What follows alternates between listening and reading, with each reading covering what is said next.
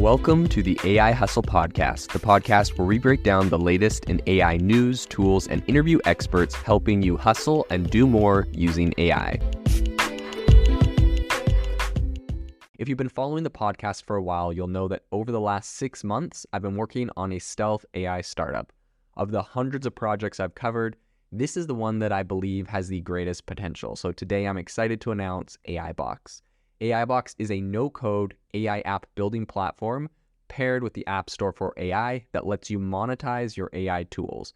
The platform lets you build apps by linking together AI models like ChatGPT, Midjourney, and 11 Labs.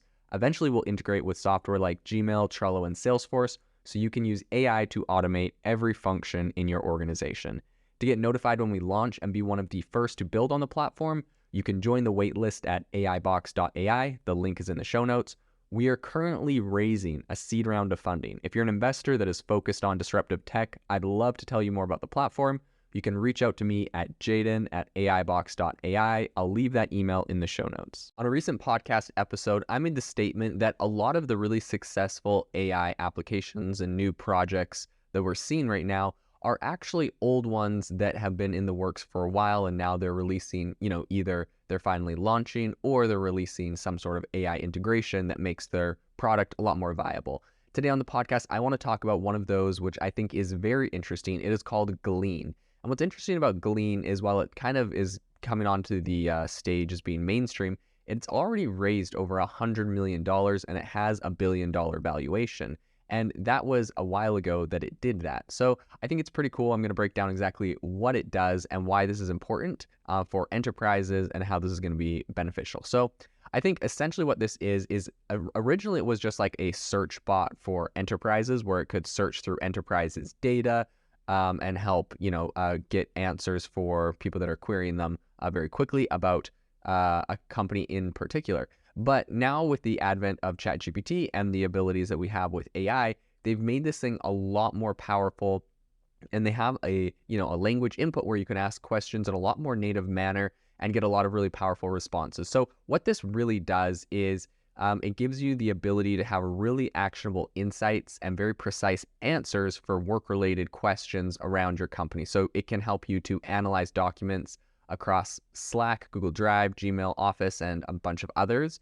It can then help you to compile all of the insights from that data, and then it can answer your questions using internal information. So I think one thing that is really great about this company is that it makes sure it does not use your data to train its algorithm. Obviously, that is pretty critical for companies nowadays, and even ChatGPT and OpenAI have products that help you do that, partnering with Microsoft Azure.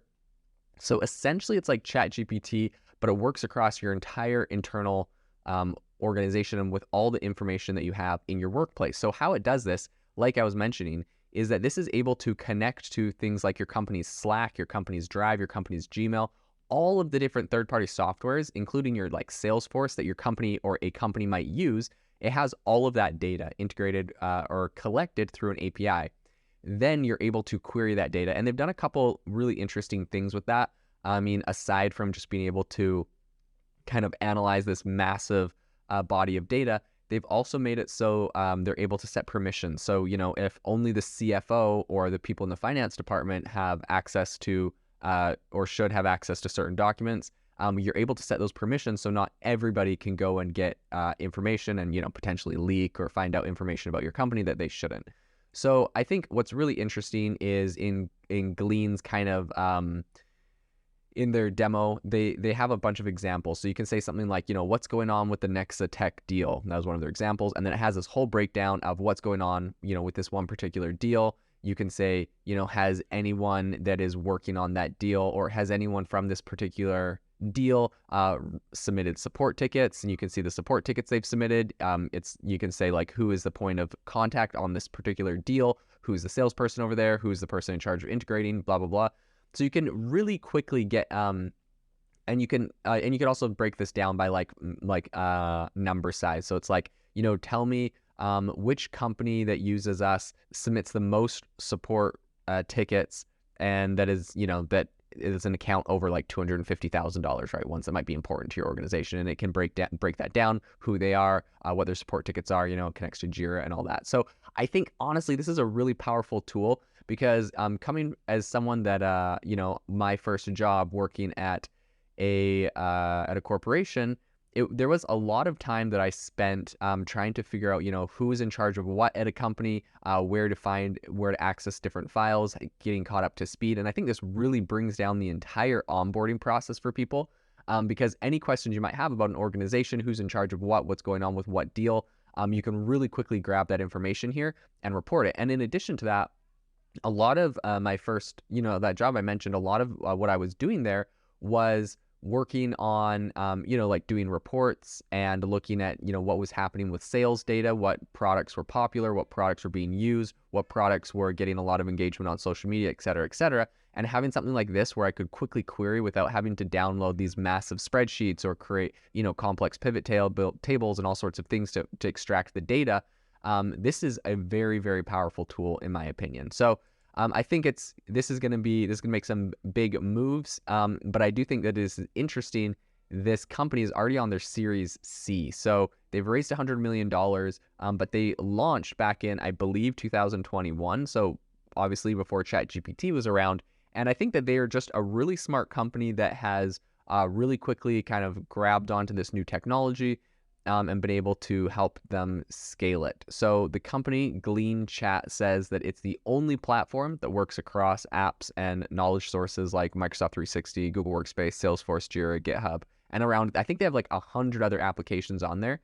And it also delivers answers that are personalized for relevance to each user, and they follow all real-time enterprise data permission governance rules like I was mentioning earlier. So I think this is a very powerful tool for any organization and getting information. And I think this is just the tip of the iceberg. What they're able to get now is only going to increase. The functionality is only going to increase. And I think in the next year or two, we're going to have some really, really powerful tools within companies and outside of companies to get answers on some very specific stuff. One very interesting use case that I would love to see, I highly doubt that we'll see this very soon, but something that I think this kind of technology would be really powerful for.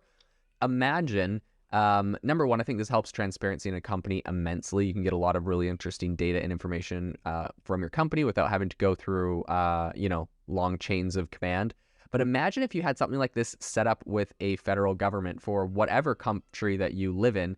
And imagine if, unclassified data was all stored in here. And instead of having to go here in the US, we have to do what are called these information, it's the Freedom of Information Act, I think, where essentially journalists can go ask for information on certain things, and the government's like, essentially they have to give you information on it. Now, a lot of the time they're going to redact, if it's classified, they won't, or they redact a lot of information on the report. So for example, for, JFK, the president that was assassinated here in the US, if you ask for information on that, they'll send you a paper, but half of it is redacted, meaning it's just blacked out, and they won't tell you like all the information in those reports. So I think it would be interesting for a lot of more general things that aren't quite so highly sensitive. I mean, I'm all for making everything publicly available, public transparency. But for a lot of stuff that, there's not this big question of like, is this our nuclear secrets or something? I think this would be incredible in a federal government level if citizens were able to, or journalists were able to go and query a database like Glean for the government, find out a lot of different information about it and get a lot of different answers without having to go through lengthy chains of command. I think that'd be very cool. The transparency would be awesome. But in any case, who knows if that or when that would ever happen.